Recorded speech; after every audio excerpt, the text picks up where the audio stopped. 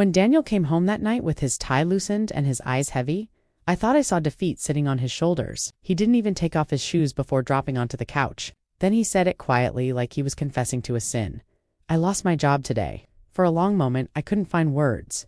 The sound of the ceiling fan hummed above us, the rhythm suddenly too loud. Outside, a neighbor's dog barked twice, and the house felt smaller, heavier. I remember sitting beside him, touching his hand and whispering, "We'll figure it out. We always do." He nodded, but his eyes didn't meet mine. If I had known then what those eyes were hiding, if I had known what "we'll figure it out" would really come to mean, maybe I wouldn't have said it so easily. But love makes fools of steady women, and I was nothing if not steady. Before that night, our life had a rhythm, a quiet, predictable one. Daniel worked at a local banca, respectable job, one he'd held for nearly 10 years. I taught literature at the community college. We weren't rich, but we were comfortable. We took pride in the small things. Our Sunday pancakes, the little herb garden by the window, the way Daniel would leave a note in my lunch bag every Monday, always the same words. For my favorite teacher. Our home was modest but warm. Cream walls, wooden floors, a faint smell of jasmine from the candle I always forgot to blow out. We had no children by choice or maybe by chance. After years of trying, we accepted that our love would have to be enough to fill the silence. In the evenings, Daniel would sit at the dining table with his laptop, pretending to work while I graded papers. We'd play soft jazz and talk about taking a trip to Greece one day. Life wasn't perfect, but it was ours, and I believed in it. When Daniel said he lost his job, I believed that too. He looked tired, worried, human. The next morning, I woke before him, made coffee.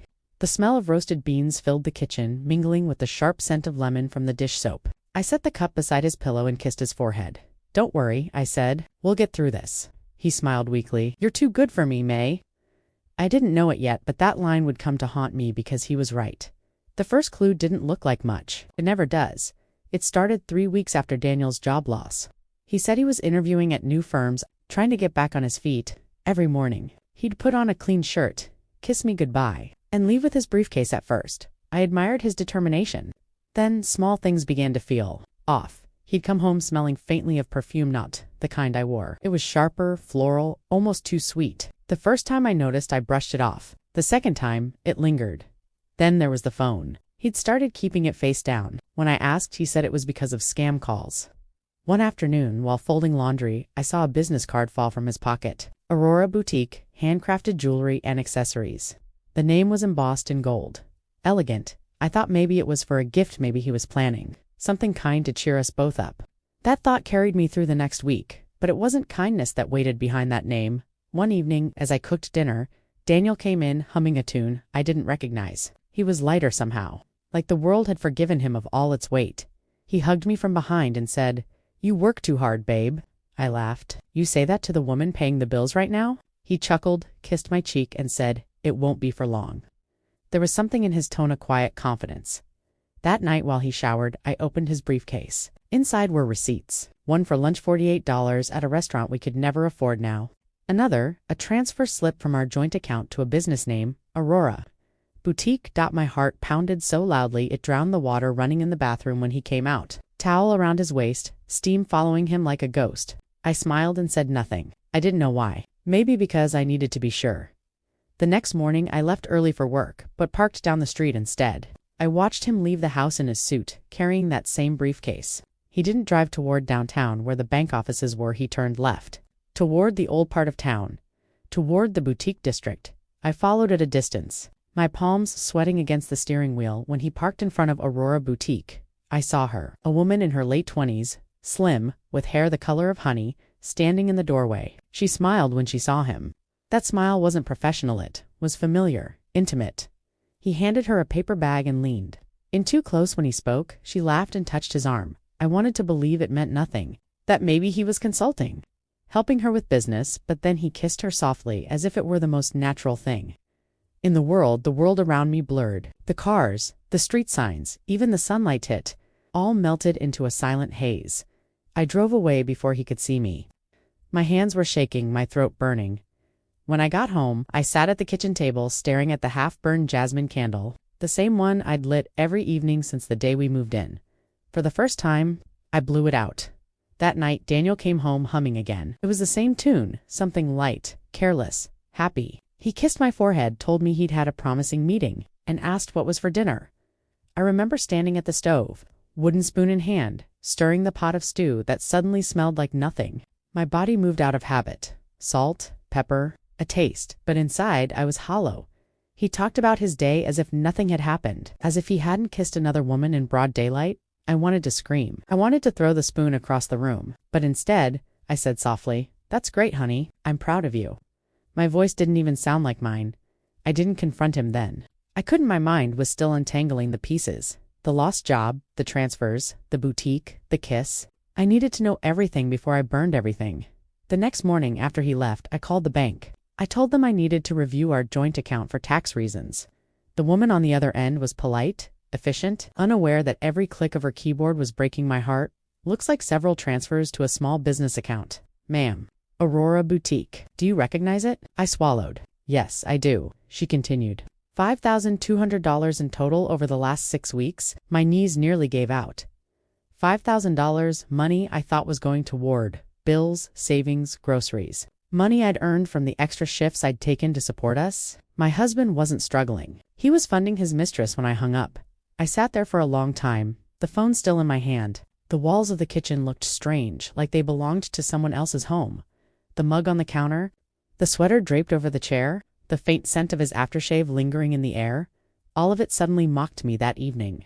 I didn't light the jasmine candle. I didn't cook dinner.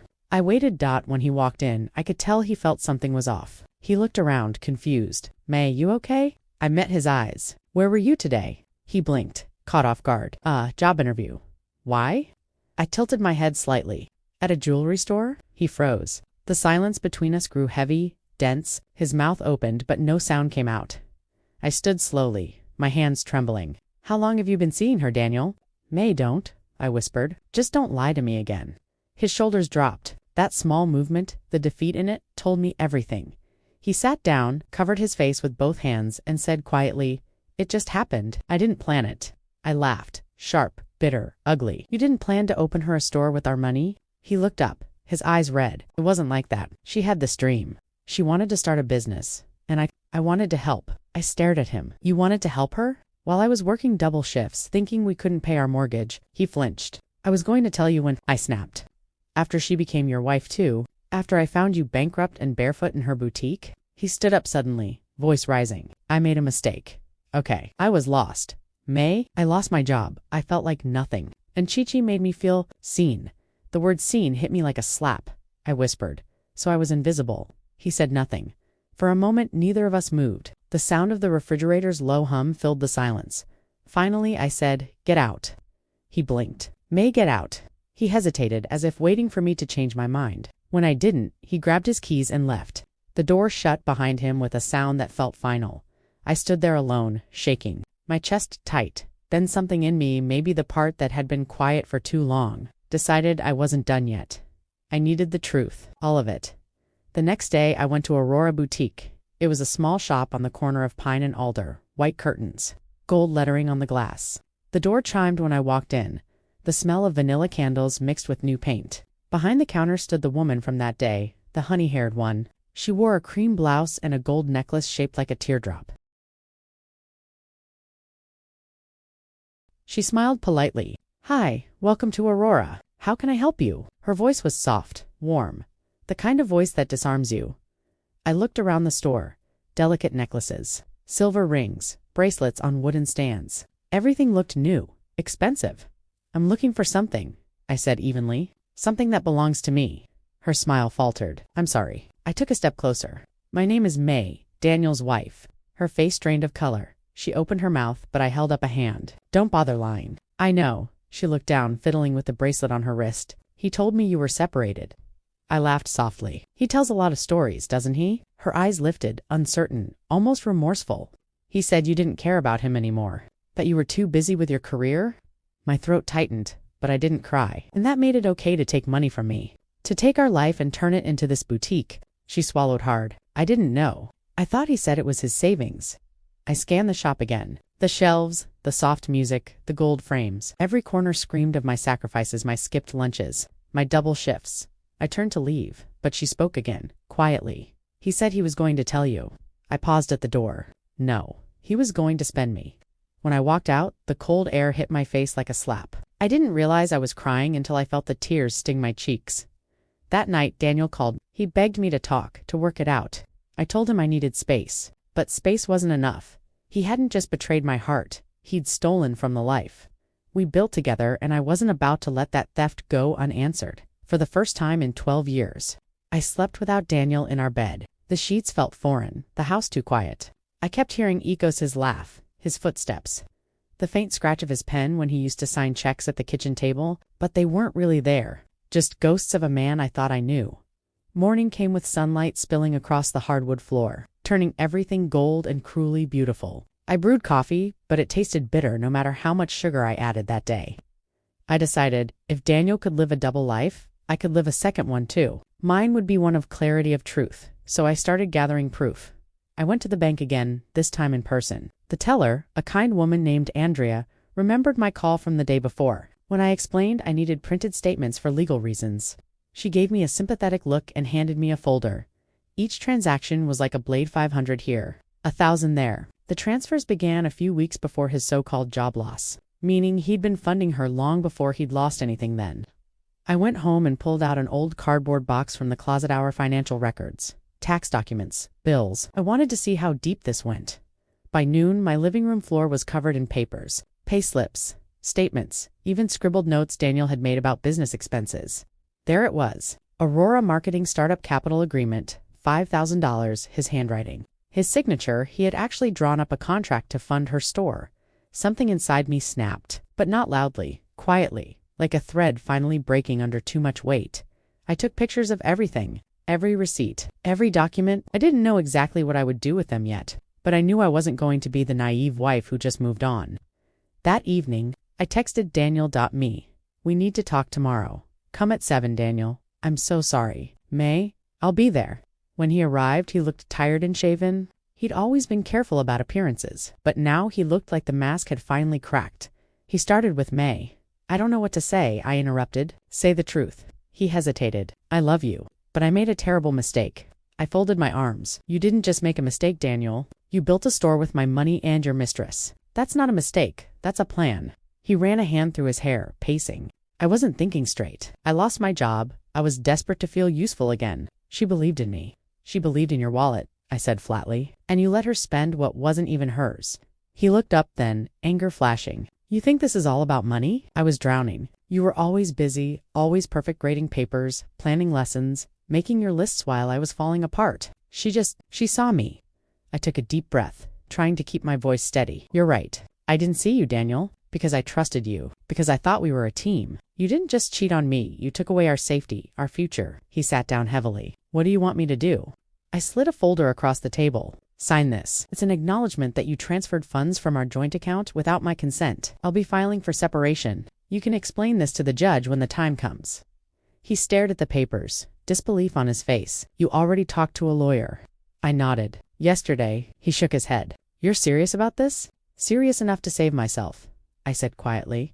He didn't speak for a long time. Then he signed. When he left that night, he didn't say goodbye. Just took his jacket, avoided my eyes, and walked out into the rain. For a while, I didn't tell anyone. I went to work, taught my classes, smiled when I needed to. But grief has a way of leaking through even the smallest cracks. My colleague Linda noticed first. You're quiet these days. May everything okay at home? I wanted to lie. Instead, the truth came out in a whisper. She took my hand and said, You know, sometimes losing what you thought you needed is the only way to find what you deserve. Those words stayed with me, so when Daniel's sister, Claire, called a few days later, I didn't hide it. I told her everything. The affair, the money, the boutique. There was a long silence on the line. Then she said, May, she's not the first. The room spun. What do you mean? Claire sighed. Back when you two first married, there was someone at his office. I thought he'd changed. Guess I was wrong. I thanked her, hung up, and sat there staring at the wall. It wasn't shock anymore, it was confirmation. Daniel had always been looking for someone to fill the emptiness inside him. It had never been about love. It was about needing to be admired, validated, seen. I couldn't fix that for him, and I wasn't going to destroy myself trying. A week later, I drove back to Aurora Boutique, not out of anger this time, but to see it with clear eyes inside. The shelves were half empty. The woman was there, sitting behind the counter, her hair tied up, face pale. She looked up when she saw me. "He's gone," she said quietly. Before I could speak, packed his things. Said he couldn't do this anymore. I nodded slowly. "And you?" She shrugged.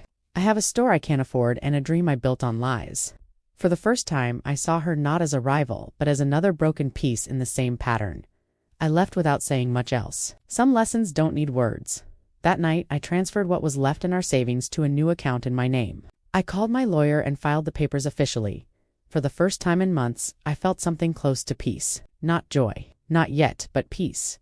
The kind that comes when you stop trying to hold a house together that's already burned down. Word travels fast in small towns, especially about broken marriages. By the end of the week, people had started whispering. I could feel it in the hallways at work, in the way neighbors avoided eye contact but lingered just a little too long before saying hello. I didn't feed the gossip. I didn't need to. Truth has its own legs. And Daniel's were already running out from under him. It started when the boutique's landlord posted a for lease sign on the window. Then came the rumors that the store had defaulted on its payments, that the owner disappeared overnight.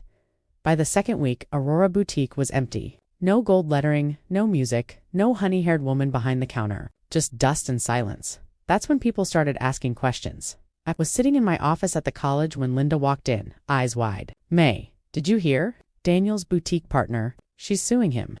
I looked up slowly. "Suing him?" She nodded, almost whispering.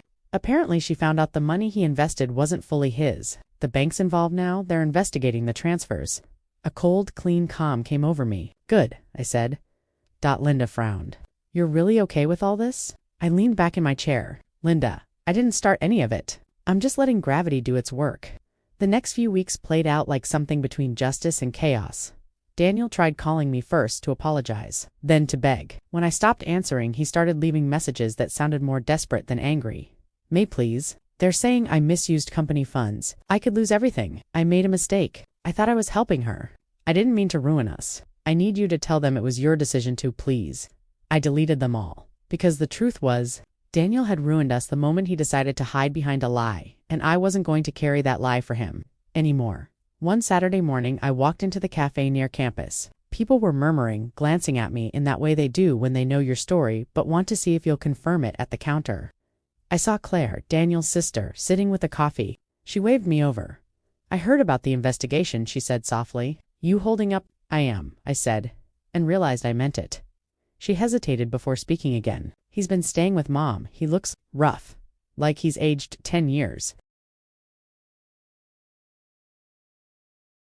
I stirred my tea slowly. Choices age us faster than years ever could. She gave a sad smile. "You're stronger than I thought, May." I met her eyes. "No, I just finally stopped pretending weakness was love." That night, I got a letter from Daniel, handwritten. The way he used to write those Monday lunch notes, the handwriting was messier now. "Desperate. May, I don't expect forgiveness, but I need you to know I've lost everything. My job, the boutique, even my reputation. Everyone knows what I did. You were right, she only wanted my money. And now it's gone. I wish I could undo it all. You were the only one who truly saw me. I was blind to it. I hope one day you'll think of me without hate." Daniele folded the letter neatly and placed it in a drawer. Not out of sentiment, but because it felt like a final chapter. 2 months later, I was asked to speak at a women's empowerment seminar at the college about resilience, rebuilding, and identity after betrayal.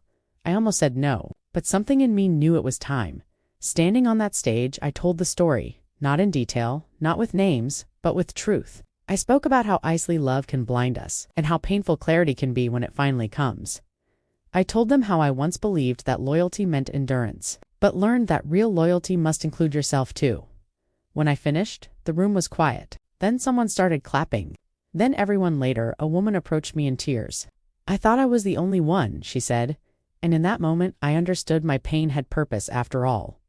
Months passed, the seasons changed. The jasmine candle returned to my kitchen counter, but I didn't light it for him anymore. I lit it for myself. The house felt different now. Not empty, just honest. Daniel eventually moved to another town, trying to start over. I didn't hate him. I didn't wish him pain. I only wished him awareness, the kind I had to earn the hard way. One afternoon, I received a call from the bank. The officer informed me that the case had been settled. I would be reimbursed for most of the money he'd taken from our joint account.